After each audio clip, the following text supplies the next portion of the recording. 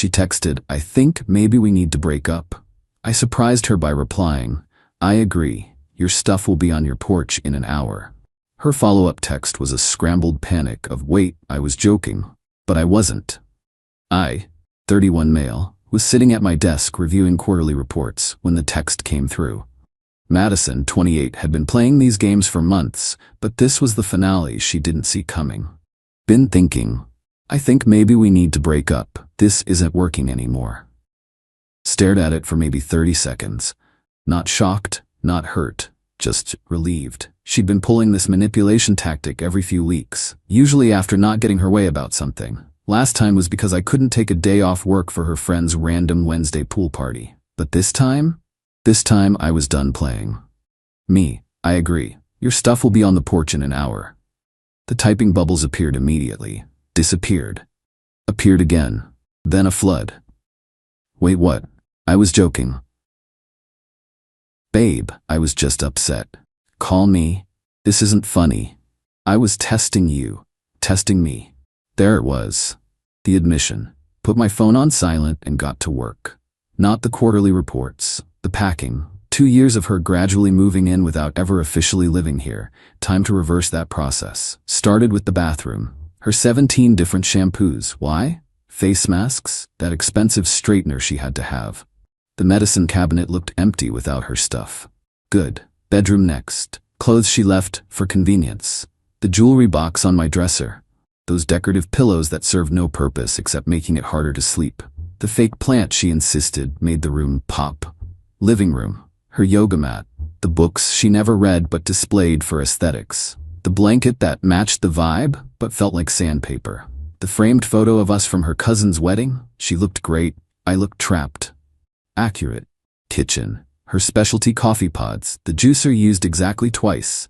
Fancy wine glasses for the wine she only drank for Instagram stories.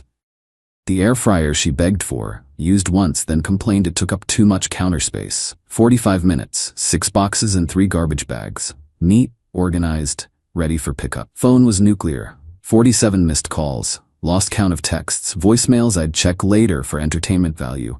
Placed everything on the porch. Sent a photo. "Me, everything's outside. Please collect within 2 hours or it goes to the curb for donation pickup." "You can't do this." "I pay rent." She didn't. She'd chip in for groceries occasionally. By occasionally, I mean twice in 6 months. "I'm coming over. We're talking about this." "You're overreacting. It was a joke." Joke, right? Like when she jokingly threatened to burn my vintage band tees because I went to my brother's bachelor party instead of her work thing. Or when she jokingly posted on Facebook that she was single after I couldn't afford the Tiffany bracelet she wanted. Hilarious. 20 minutes later, her car screeched into my driveway. She was out before it fully stopped, mascara already running. "Madison." Banging on door. "Open up. This is insane." Through the doorbell camera. "Your stuff's on the porch. Please take it and go." "I'm not leaving until we talk." "Then I'll call the police for trespassing. Your choice." She grabbed the first box and threw it at my door. Class act. Then sat on my porch steps and called reinforcements. Speakerphone because of course. Her mom. "Sweetie, what's happening?" "Mom, he's throwing me out. Over a text." Her mom. "What did the text say?" Madison. Pause. "I maybe suggested we break up, but I was kidding." Even through the phone, the silence was deafening. Her mom. "Madison Grace, you didn't. It was a test, to see if he'd fight for me." Her mom. Heavy sigh. "Come home, we'll talk." Plot twist, her mom was on my side. Love that for me. But Madison wasn't done. Oh no, this was just Act 1 of the entitlement show. Update 1. 3 days later, Madison's extinction burst was something to behold. Day 1 was denial, Day 2 was anger, Day 3 was bargaining with a side of stalking. First, she tried the classic, "I'm pregnant" move. Text arrived at 2 a.m. "Madison, we need to talk. I'm late." Late for what? My period. I might be pregnant. Me. Interesting. You've been on birth control for years. Also, we haven't been intimate in 3 weeks because you said I was emotionally unavailable. Birth control fails. Sure. Take a test. Let me know. If positive, we'll handle it through lawyers. You're seriously gonna make me do this alone? You broke up with me, remember? Your decision. Radio silence. Shocker. no pregnancy. Then came the social media assault. Posted a crying selfie with, when you give someone 2 years of your life and they throw you out like trash over a misunderstanding. Her friends swarmed the comments. Men are trash. You deserve better, queen. His loss, babe. But some mutual friends knew the real story. My buddy Carlos commented, didn't you break up with him though?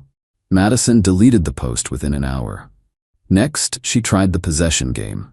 Claimed I had things of hers I didn't return. Her grandmother's ring never existed. A laptop charger, it was mine. Sentimental items, be specific or shut up. Money I owed her, for what? Sent one text, everything you left here was on the porch. You threw a box at my door, then left with it all. I have doorbell footage. Stop. Then she escalated to workplace drama. Yeah, she went there, called my office pretending to be from my doctor's office about urgent test results. Receptionist put her through to my cell, recognized her voice immediately. Me, impersonating medical staff is illegal, Madison. I needed to talk to you. This is harassment. Next contact goes through lawyers. You can't threaten me. I know your secrets. What secrets? That you. Your browser history? My football highlights and cooking videos? Terrifying. She hung up, but the peak entitlement came when she showed up at my gym. 6 a.m. I'm mid-bench press when I see her talking to the front desk, pointing at me. Gym staff. Sir, this woman says she's your girlfriend and lost her key card? Ex-girlfriend. We broke up 4 days ago. She's not authorized. Babe, don't be like this. Me. She texted me breaking up. I agreed. Now she's following me. Security got involved. She was escorted out. Membership flagged. She screamed about me, ruining her fitness journey. Girl hadn't been to the gym once in 2 years of membership I paid for. That afternoon, got a call from her friend Brittany. Brittany, you need to take Madison back. Me, why? She's sleeping on my couch and crying constantly. It's been 3 days. Sounds like a you problem. She made a mistake. Everyone tests their relationships. Healthy people don't. She's threatening to do something dramatic. Like what? She bought a plane ticket to her ex's city. Cool, hope they're happy. You're heartless. I'm single. By her choice. The ex-boyfriend move was pure manipulation. She wanted me to panic, beg her not to go, fight for her. Instead, I blocked her on everything and went about my life. Update 2. 2 weeks later, Madison's spiral accelerated when her tactics weren't working. The ex-boyfriend trip? Total fabrication. She actually went to her aunt's house 2 towns over and posted photos pretending to be in another state. Her cousin DM'd me the truth because even her family was tired of the drama. But she wasn't done. Oh no. She hired a life coach, her friend who took an online course, to help her manifest me back. This coach, Serena, actually contacted me on LinkedIn. Serena, hi, I'm working with someone from your past to clear negative energy blocks. Would you be open to a healing conversation about forgiveness? No. Closure is important for both parties. Spiritual growth. I'm closed. Spiritually and literally. Blocked. Then Madison tried the mutual friends approach. Started showing up at every group event, acting surprised to see me there. Game night at Carlos's place. Oh, I didn't know you'd be here. Carlos literally texted her not to come because I'd confirmed. Trivia night at our usual bar. What a coincidence. Posted about going on her Instagram story. Beach volleyball Saturday. The universe keeps bringing us together. I left. Not dealing with that energy during my me time.